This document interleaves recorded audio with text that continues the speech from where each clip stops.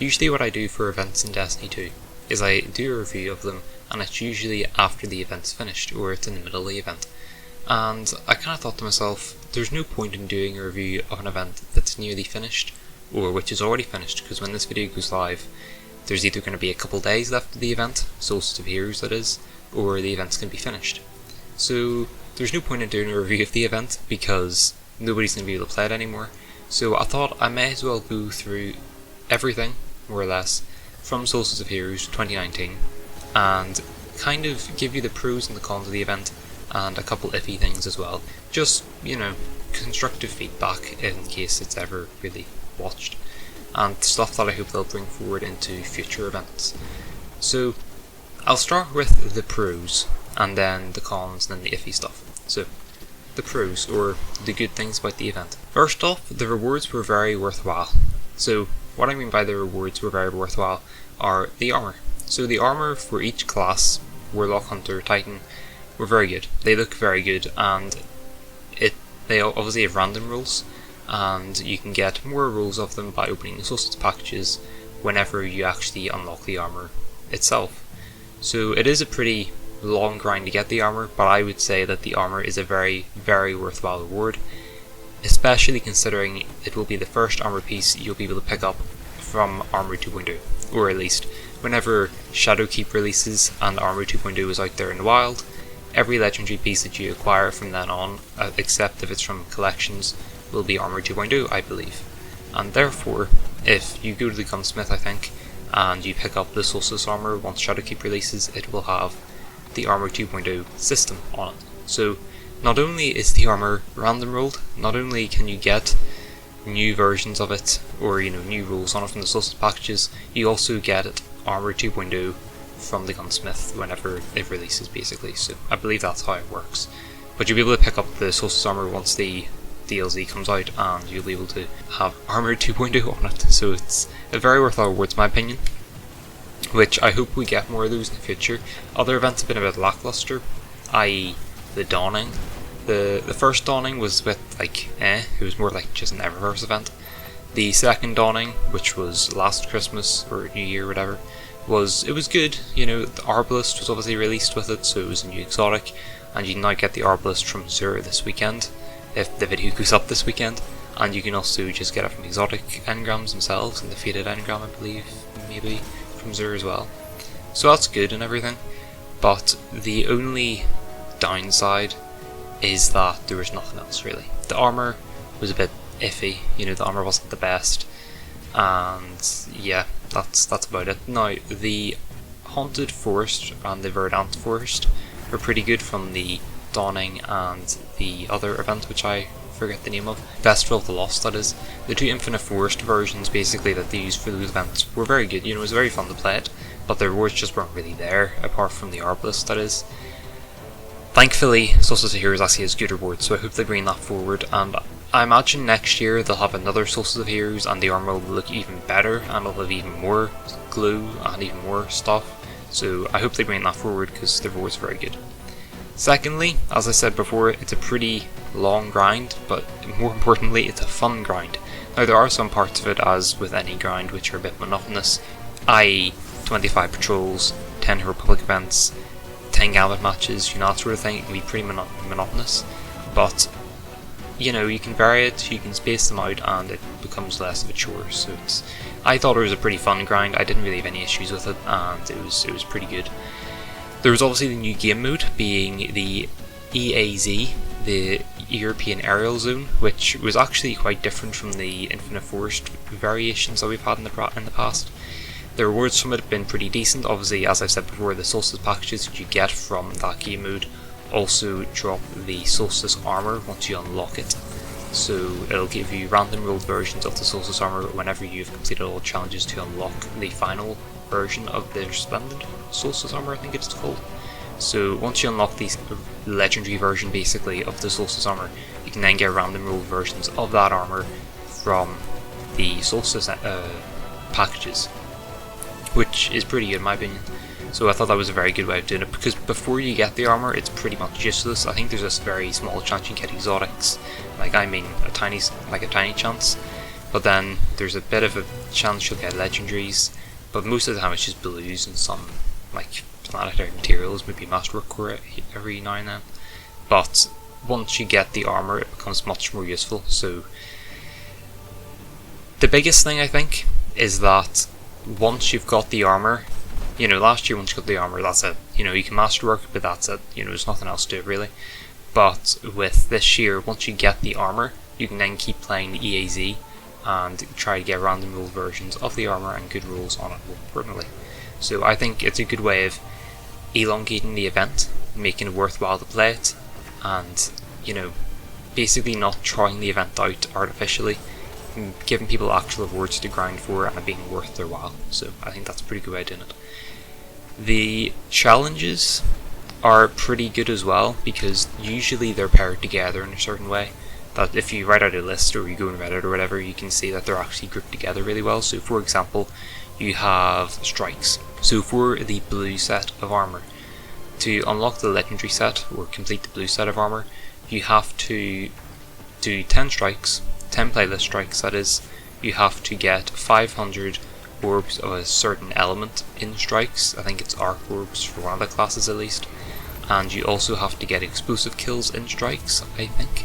And then you also have to get 1,500 orbs, elemental orbs, in any activity anywhere, in any destination. So, as you can see from that, it's pretty well grouped together, because there's at least 3 or 4 challenges which are strike specific. So you can do 10 strikes. While you're doing those 10 strikes, you can get the 500 elemental orbs that you need in order to complete that challenge in strikes.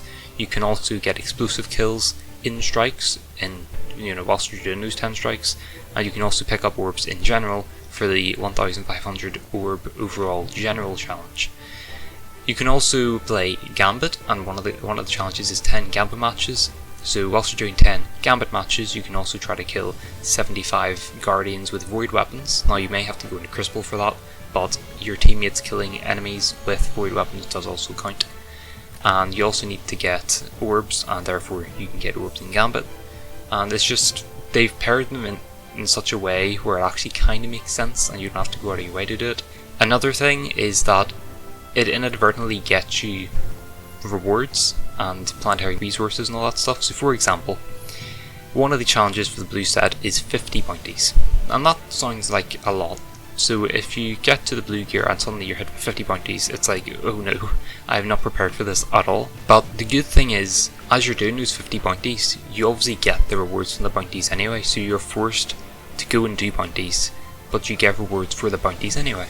So whilst you're trying to satisfy this requirement with the blue armor and get the final resplendent legendary gear, you will actually, it's obvious obviously that you're going to get gear and you're going to get stuff from those bounties, but it's nice that it's do 50 bounties rather than go here and do that and do this and get nothing for it basically. So that's what I'm trying to say there. And obviously as you're doing 10 strikes, you'll get stuff from the strikes, you'll get runes from the strikes to use in your chalice to do the menagerie, and you get all that stuff. So that's basically it for the pros. Those were the big outstanding pros that I was thinking of, the good things about the event. Obviously the event in general is pretty good. I don't really have any complaints. Well, I have some complaints, but it's more just constructive criticism, so I'll get onto them now. So, the cons. First off, I wanted to say that the 10 Gambit matches requirement for the blue armor, I didn't have any problems with that because I really like playing Gambit, and I was also, well, currently as well, I'm trying to get Hush, which is the bow pinnacle weapon from Gambit this season. So as I'm doing the 10 Gambit matches, I'm actually trying to use bows to get Hush. So I have to play Gambit anyway, so doing 10 Gambit matches actually makes sense for me. So I don't have a problem with that requirement. But I do understand a lot of people don't enjoy Gambit, and some people despise Gambit, and therefore having to do 10 Gambit matches is just too much in my opinion. For me, as someone who enjoys the game mode, I really don't care because I enjoy playing the game mode. I'm going to play Gambit anyway, and it's not going out of my way to play it. But I, for example, don't like Crucible that much, so if the requirement was instead play 10 Crucible matches, I would be very, very annoyed because I'm forced to play 10 Crucible matches whereas I would rather play Gambit. So what I was thinking was, for this requirement, they should have made it like the green set has, where you can play 10 Gambit matches, or you can play Crucible. So you can do 10 Crucible or Gambit matches, because even if someone hates both Crucible and Gambit, Crucible matches go faster, so they're gonna, their pain isn't as long. So I think that would be a better way to go about it. I don't know why they didn't do that for the blue gear when they'd done it for the green gear already, but that's just how they did it. So I think that's something they need to do going forward. Gambit and Crucible are basically, they're competitive modes, and therefore if you have a challenge on gear like this Solstice of Heroes gear, which is saying do 10 Gambit matches, you should also be able to play Crucible in order to satisfy that requirement. So I think that needs to be changed going forward. Another point is that the 75 Guardian kills with Void weapons, I believe, I feel like that's more aimed for Crucible, but yeah, you had to do 10 Gambit matches, and therefore makes me kind of wonder why they didn't do the 10 Crucible matches, like 10 Crucible or Gambit matches rather than just 10 Gambit matches. 75 Guardian kills makes more sense to do in Crucible because it'll go faster, so I just don't know why they didn't do Crucible, Crucible or Gambit is what I'm saying. So yeah. The Sparrow reward, I know I said that the rewards are very worthwhile, and they are, apart from the Sparrow, because if you get the Solstice gear on all 3 characters, so on Titan, Warlock and Hunter, you will get the Void Sparrow thing, which it looks okay, but it just looks like a generic Sparrow you could get from Eververse, a legendary Sparrow you'll get from Eververse from one of the engrams. That's what it looks like to me, and I know it's from Destiny 1, and there's a certain sound it made in Destiny 1 that was unique, but it's not in Destiny 2. But personally, for me, it doesn't make me want to go and grind it. That's one thing that was good from Solstice of Heroes last year, was that the ship actually looked really nice, and that was a reward for getting the armor on all 3 characters. The ship looked really cool, and I didn't do it anyway because I just couldn't be bothered because it was just too much. But that's one thing which that reward should have been better. But at the end of the day, not many people are going to get that Sparrow anyway, so I'm not too fussed. But I think the reward should have been a bit better. The Sparrow should have looked a bit more flashy. The last big problem that I had with the event was that there was no event engram. Every event so far in Destiny 2 has had every season has its bright engram, so this season it's the best of year 1 engram. Last season was like a notorious engram, then the season before was Black Armory engram or whatever. But this season is the best of year 1 engram, so anything that's in Eververse for this season you can't get from that engram, which is okay because it's a different way of doing it. You can buy it still with Bright Dust, you can buy it direct from Silver, and then Destiny's going free to play soon, so it kind of makes sense they're just kind of starting this transition in the last season of it being a paid game. So I think that makes sense, and it's not that bad, because if people missed out stuff from year 1, like me, there's stuff that they can still get, and it's worthwhile for them. But this event, Solstice of Heroes, didn't have an event engram, and every other event in Destiny 2 has had an event engram, and therefore you'd be getting double spread engrams, one of which contains the season Eververse stuff, and the other one containing the event Eververse stuff.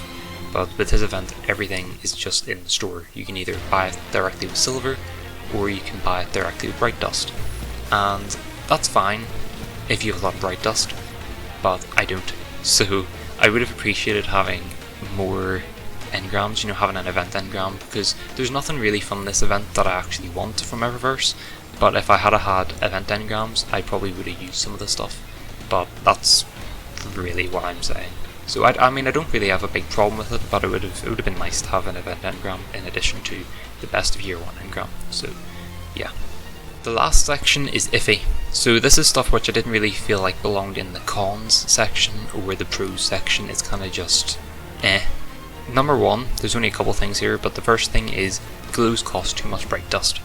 This isn't a big problem because really you only need 1 glue, and for me I got the Void glue for 5,000 Bright Dust, and I think it's 5,000 Bright Dust. I got the Void glue, and that's the subclass I use most of the time. On my Warlock I use Nova Bomb all the time, and on my Hunter I use Tether all the time. Therefore the Void subclass is what I use all the time, and then I got the Void glue because I use Void subclass all the time. So that makes sense in my opinion. But if someone wants to get all 3 glues, because one's orange, one's purple, one's blue, if someone wants to get all 3 glues, it's going to cost them, I think each glue is worth 5,000 bright dust, so it'll cost them 15,000 bright dust to get all 3 of them. And I don't know about you, but I very rarely have enough bright dust to get even like an emote from the store, never mind 15,000 bright dust worth of stuff. So, and there's no way you're going to be able to get that much bright dust in the span of one event. So I wasn't really a big fan of that. Now, it only cost like a couple pounds or a couple dollars to buy the glue with actual money, with silver, but I think that's why they did it, because it's kind of a fear of missing out thing. So it comes to like the last week of the event, you don't have enough bright dust to buy another glue, and therefore you're kind of pressured into buying silver to buy the glue. But you know, it's not really a big deal because it doesn't directly impact the event, but it's just kind of I would have preferred if they had it done it a different way. Maybe made it like 1,000 bright dust for a glue, or maybe like 2,000 bright dust for a glue, not 5,000. So it's 4,000 to 5,000, one of the two, but it's way too much money, it's way too much bright dust in order to get a glue for one armor set that's only going to be, well, it'll be relevant from here on out, but it's only one armor set in the entire game for each class that you're going to be able to use it on. So it doesn't really make much sense to me to have it worth that much bright dust. But yeah, I think 10 strikes is a bit much as well. It's yet again an iffy thing, because I don't really mind doing 10 strikes because there are other stuff I can do whilst doing the strikes. On my hunter, whenever I was doing the 10 strikes for the blue armor, I was also trying to get Wendigo, and then I got Wendigo. But now I'm going to do it on my warlock, but I have nothing else to do. You know, I have no pinnacle weapons to actually get. I've got Looted Question, I've got Oxygen SR3, and I've got Wendigo, so I don't have any pinnacle weapons to get. The only things I've got to work towards are the arc orbs, the explosive kills, and 10 strikes, and that's it. So I think 10 strikes is a bit much, but you know, I'm not too fussed because I'll do it. And it's not really difficult, but it's more just on this thing. So, but that's it really. The only other thing I comment on is 25 patrols could be shortened to like 15 or something like that. 10 Republic events I don't really have much problems with, but you know, they could have made it a bit less grindy for some of the challenges. But you know, at the end of the day, they're trying to get playtime into their game, and you know, it makes sense in that sort of, you know, outlook. So overall the event's really good. I've really enjoyed it. The armor looks really nice, the glues obviously look really nice on it as well. I like that you can use the green armor set look and the blue armor set look as ornaments on the legendary set, which is obviously the same as last year, but I just like that you can do it this year as well. I like that this armor set is going to be Armor 2.0 compatible whenever Shadowkeep comes out, and I very much like that. And I like that you can get random old versions of that armor from the Solstice packages that you get from playing EAZ, which is also very good, because it's not like as soon as Armor 2.0 comes out, the random old armor is going to be worthless.